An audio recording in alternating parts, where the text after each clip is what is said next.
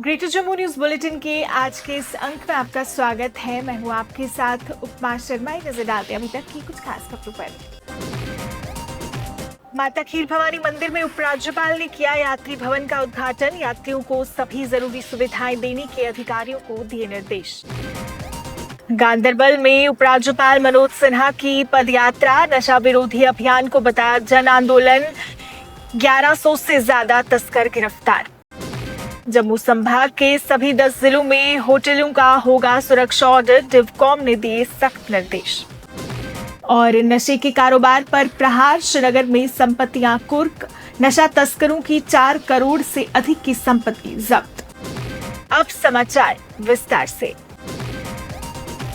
उपराज्यपाल मनोज सिन्हा ने आज गांदरबल जिले के तुलमुला स्थित माता खीर भवानी मंदिर में लंबे समय से प्रतीक्षित यात्री भवन का उद्घाटन किया।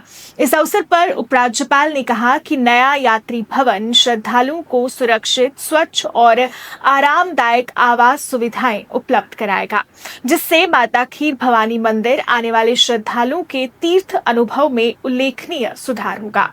उपराज्यपाल ने संबंधित अधिकारियों और निर्माण कार्य से जुड़े सभी लोगों को इस महत्वपूर्ण परियोजना के सफल क्रियान्वयन के लिए बधाई भी दी। उपराज्यपाल मनोज सिन्हा ने गांदरबल में आयोजित पदयात्रा के दौरान कहा कि जम्मू कश्मीर में नशे के खिलाफ लड़ाई अब एक जन आंदोलन का रूप ले चुकी है। नशा तस्करी और नशीले पदार्थों के दुरुपयोग के खिलाफ सरकार सख्त कार्रवाई कर रही है और इसे पूरी तरह खत्म करने के लिए अभियान तेज किया गया है। जम्मू के डिवकॉम रमेश कुमार ने पूरे जम्मू संभाग में होटलों, गेस्ट हाउस का सुरक्षा ऑडिट करने का निर्देश दिया है। डिविजनल कमिश्नर रमेश कुमार ने सभी 10 जिलों के डिप्टी कमिश्नरों को उच्च स्तरीय कमेटी गठित कर फायर ऑडिट करने का निर्देश दिया है। आदेश अनुसार हर जिले में 5 सदस्यीय कमेटी गठित होगी, जो दैनिक स्तर पर अपनी रिपोर्ट देगी। इसमें एक मजिस्ट्रेट, पर्यटन विभाग, अग्निशमन विभाग, पीडब्ल्यूडी विभाग का एक अधिकारी होगा और एसडीआरएफ का एक प्रतिनिधि भी होगा। नशा मुक्त जम्मू कश्मीर अभियान के तहत श्रीनगर पुलिस ने नशा तस्करी से जुड़े मामलों में बड़ी कार्रवाई करते हुए 4 करोड़ से अधिक की चल और अचल संपत्तियां जब्त की हैं।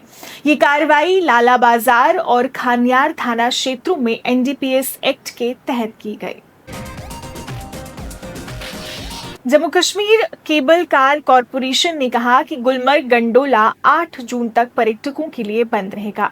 पिछले माह आई तकनीकी खराबी के बाद रखरखाव और सुरक्षा जांच जारी है।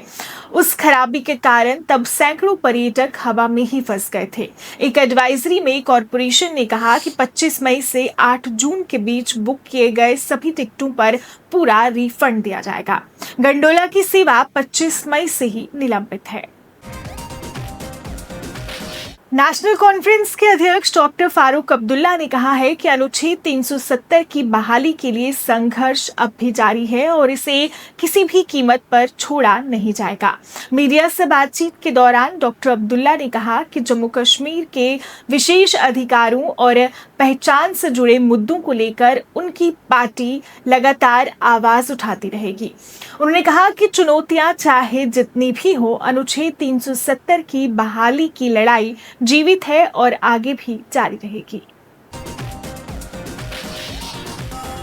नेशनल कॉन्फ्रेंस के मुख्य प्रवक्ता और विधायक तनवीर सादिक ने पीडीपी अध्यक्षा महबूबा मुफ्ती पर निशाना साधते हुए कहा कि सोशल मीडिया पर साझा किया गया पत्र किसी मुद्दे के समाधान की वास्तविक कोशिश नहीं, बल्कि एक राजनीतिक स्टंट था। तनवीर सादिक ने आरोप लगाया कि इस तरह के कदमों का उद्देश्य समस्या का समाधान निकालना नहीं, बल्कि राजनीतिक लाभ हासिल करना है। नशा तस्करी के खिलाफ चलाए जा रहे अभियान के तहत अनंतनाग पुलिस ने पहलगाम क्षेत्र में कई होटलों पर छापेमारी की। ये कार्रवाई क्षेत्र में मादक पदार्थों की अवैध गतिविधियों पर रोक लगाने और पर्यटकों के लिए सुरक्षित माहौल सुनिश्चित करने के उद्देश्य से की गई। पुलिस अधिकारियों के अनुसार अभियान के दौरान विभिन्न होटलों और ठहरने के स्थानों की जांच की गई तथा रिकॉर्ड और आगंतुकों के विवरण का सत्यापन किया गया।